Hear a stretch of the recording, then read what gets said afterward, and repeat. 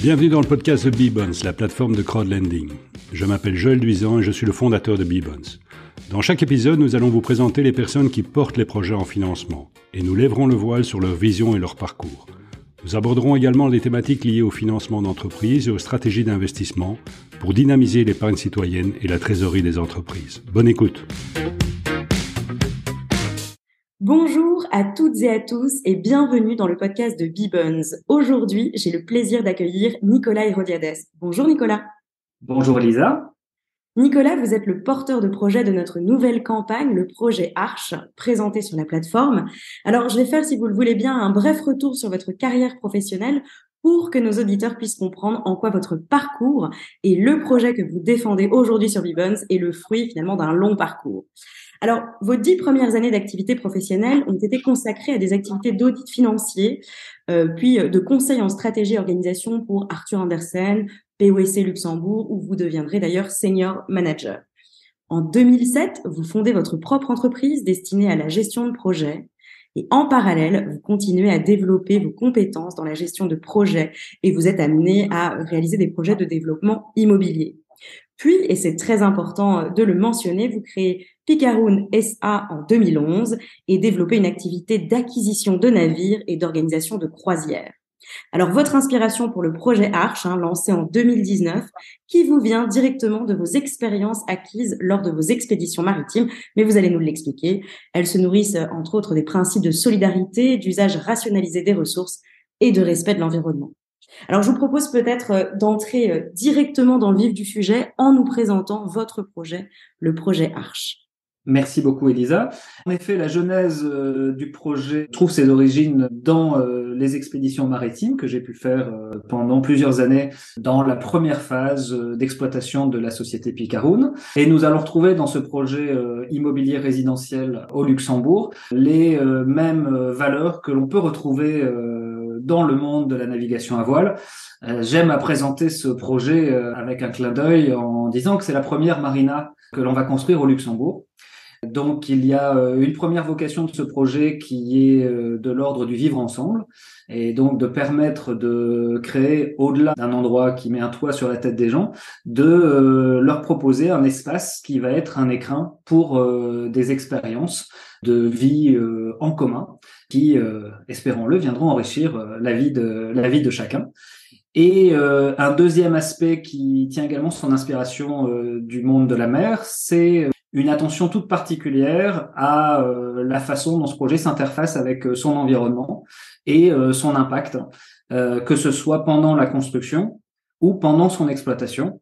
C'est un projet résidentiel dans la ville de Bettembourg au Luxembourg, un projet haut de gamme qui va rassembler au sein d'une petite résidence 800 mètres carrés dédiés à l'habitat privatif et un peu plus de 200 mètres carrés qui vont être réservés à ces espaces de vie commune. Et là, on parle d'un endroit où tous les résidents pourront manger et déjeuner ensemble, travailler pendant la journée, un espace pour faire du sport, un espace wellness, un grand jardin arboré avec un étang de baignade. On a essayé de sortir des endroits privatifs tout ce qui était sous-utilisé d'habitude dans un appartement ou une maison. Et tout ça est mis en commun. Voilà. Alors, est-ce qu'on peut peut-être revenir aussi sur l'ensemble du bâtiment qui sera composé donc de 6 appartements? Alors, donc, il y aura 6 lots. Ce seront des grands appartements qui pourront loger entre 4 et 5 chambres qui seront mises en colocation. Ces chambres, quand je parle de chambres, en fait, ce seront des suites indépendantes avec un espace personnel de 22 mètres carrés net minimum et un espace salle de bain privatif qui s'ouvrira sur un living room et une cuisine partagée par les 4 ou 5 colocataires de l'appartement. Puis, au-delà de chacun des appartements, il y aura donc les espaces qui, eux, seront accessibles à toute la communauté résidente. Donc, on parle d'environ 25 personnes. Voilà. Alors, vous l'avez mentionné, l'ensemble de l'édifice sera construit selon des normes de construction très ambitieuses. Comment est-ce que vous pouvez nous présenter cet aspect-là du projet ?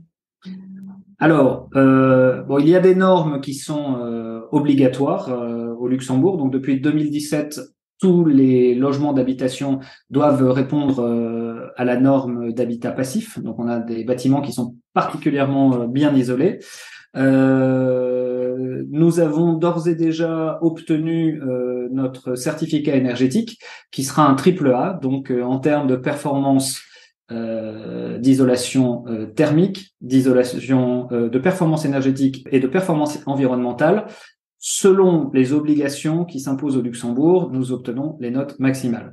Ensuite, nous avons également opté pour une certification environnementale qui cette fois-ci est facultative et donc volontaire, qui s'appelle le LENOS et qui est une somme de, je crois, un peu plus de 140 critères qui doivent guider une construction vers un optimum de durabilité et de circularité.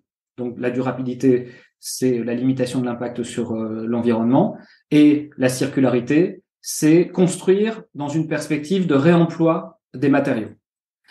Alors, cette certification LENOS ne distribue pas des étoiles, elle distribue des feuilles vertes, de 0 jusqu'à 4 au maximum, et nous avons le potentiel avec cette résidence d'atteindre, pour la première fois au Luxembourg, la note maximale de 4 feuilles vertes. Pour le dire très simplement, moi au début du projet, j'ai pris la certification LENOS et j'en ai fait le cahier des charges de base de la résidence, demandant aux ingénieurs, aux architectes d'appliquer chacune des recommandations, sauf si d'un point de vue économique ou technique, c'était absolument impossible. On a eu pas mal de chance, donc on a pu effectivement atteindre l'objectif le plus ambitieux. Enfin, dernière chose, nous allons également atteindre pour la première fois au Luxembourg un niveau de performance énergétique qui n'existe pas, me semble-t-il, j'en suis sûr, dans le résidentiel au Luxembourg, mais j'en entends très peu parler dans le reste du monde également, c'est-à-dire que le bâtiment va être totalement autosuffisant en énergie. Donc, par le biais d'un peu plus d'une centaine de panneaux photovoltaïques qui vont être posés sur la toiture, et par un système de géothermie, nous allons combler tous les besoins de la résidence en termes d'électricité, nécessaire pour la vie courante dans le bâtiment, mais également tous les besoins de calories. Alors j'ai dit tout à l'heure que le bâtiment serait particulièrement bien isolé, mais il faut encore un tout petit peu de calories pour le chauffer et surtout pour réchauffer l'eau sanitaire. Et je dois dire que dans le contexte du réchauffement climatique, le dernier élément est peut-être pour moi le plus important, c'est-à-dire que nous allons être autosuffisants en termes de production, non pas de calories, mais de frigories.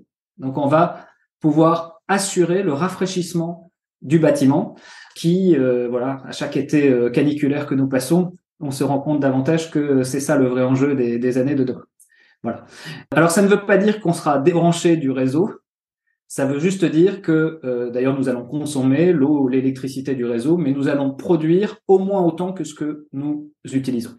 Qu'est-ce qui a fait que vous avez eu envie, vous, d'aller aussi loin? Bien, une fois encore, la façon dont je vais revenir à cet épisode, à cette expérience maritime, oui. Quand vous traversez un océan, vous êtes sur c'est rigolo, un navire, on l'appelle aussi un bâtiment. Vous êtes sur un bâtiment qui, lui, qui doit être autonome en énergie. Donc, on ne peut pas compter que sur les ressources fossiles pour traverser un océan, en tout cas pas à bord de voiliers. Donc, vous devez utiliser soit l'énergie photovoltaïque, soit l'énergie du vent, compenser vos besoins, j'ai envie de dire, domestiques pendant une traversée. C'est de là que vient cette idée d'essayer d'appliquer, ces techniques d'autonomie qui existent dans le monde de la navigation à voile, de les appliquer au monde de l'habitat.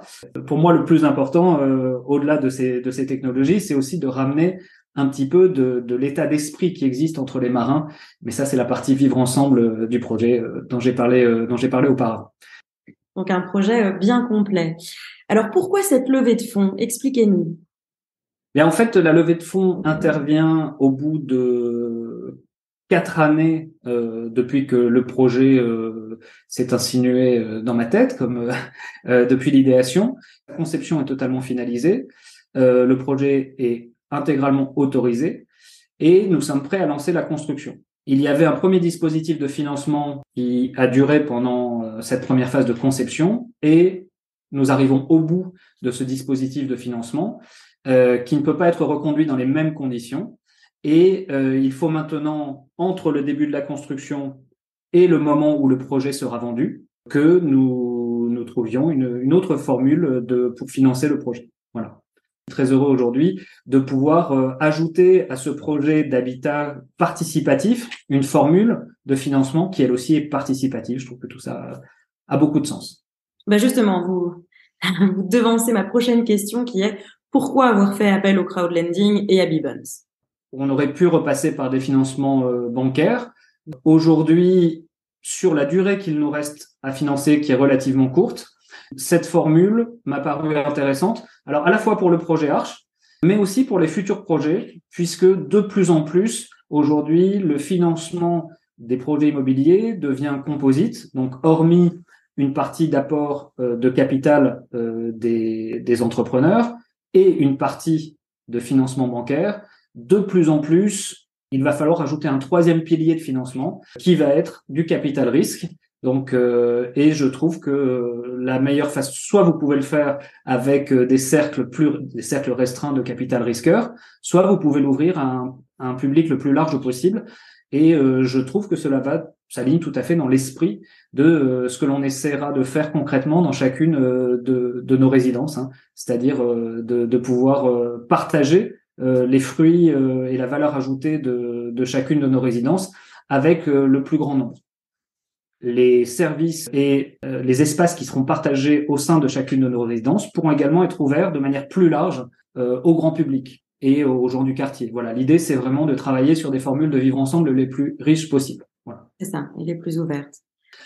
Pour moi, c'est un projet innovant qui a un potentiel de réplique au Luxembourg. C'est un premier projet, mais il y a un vrai marché pour développer ces résidences de co-living au Luxembourg. Ensuite, c'est un projet impactant, c'est-à-dire il aura un double impact à la fois sur la société luxembourgeoise, avec un agencement spatial du bâtiment qui va favoriser des échanges entre les gens.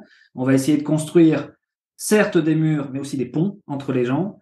Et un troisième aspect, ce sera l'impact environnemental. Donc, depuis la construction de cette résidence, qui sera faite en ossature bois, utilisant des matériaux biosourcés, utilisant des techniques d'assemblage qui vont éviter au maximum les cols, mais des assemblages mécaniques qui pourront permettre un désassemblage lorsqu'on n'aura plus besoin de ce bâtiment, et le fait que la résidence sera une sorte d'usine à produire de l'électricité et les solutions de chauffage et de rafraîchissement, voilà l'impact que ce projet aura sur l'environnement.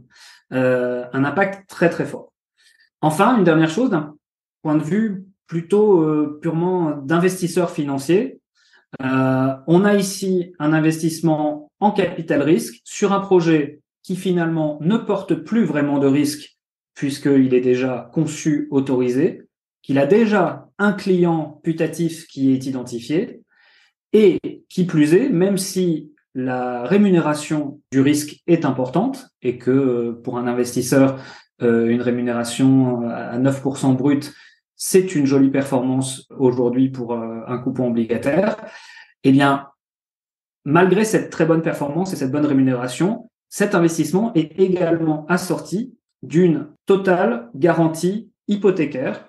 Donc, le terrain qui est valorisé au-delà aujourd'hui du montant de l'émission obligataire va être mis en garantie hypothécaire pour assurer à l'investisseur que, dans l'hypothèse peu probable, mais dans l'hypothèse où la société Picaroun n'arriverait pas à faire face à ses obligations, eh bien, le terrain serait vendu et les produits de cette vente assuraient le remboursement de son capital et des intérêts. Donc, quelque part, on a un projet qui est innovant, qui a un fort impact sur la société et l'environnement et qui a un très bon rendement financier sans risque. C'est ce que mes amis américains appellent un no-brainer. Normalement, moi, c'est le genre d'investissement à titre personnel que j'apprécie. Voilà. Si vous aviez un message à adresser aux investisseurs Beebons, qu'aimeriez-vous leur dire? Eh bien, le 24 janvier, je leur souhaiterais une très bonne année et de bien la commencer en faisant un investissement qui est bon et pour leur portefeuille et bon pour la planète. Voilà. Très bien. Eh bien, c'est la fin de cet épisode. Merci à toutes et à tous pour votre écoute et surtout, merci à Nicolas Hérodiades d'avoir accepté notre invitation. Merci Nicolas. Merci Elisa. Merci d'avoir écouté ce podcast. Rendez-vous sur la plateforme bebuns.com pour créer gratuitement votre compte investisseur. Bebuns vous permet d'investir directement dans les entreprises via des émissions obligataires sans frais d'intermédiaire. Vous pouvez obtenir un rendement d'intérêt annuel brut moyen de 7,7%. Les obligations offertes constituent des instruments de dette. Faire un prêt à des PME vous expose à la perte totale ou partielle de votre investissement. Pour les personnes physiques résidentes fiscales belges, les intérêts perçus sont soumis à un précompte mobilier libératoire de 30%. Avant d'investir, veuillez lire la note d'information relative au projet. Enfin, pour chaque campagne, Bebuns sponsorise une ruche pour soutenir la biodiversité.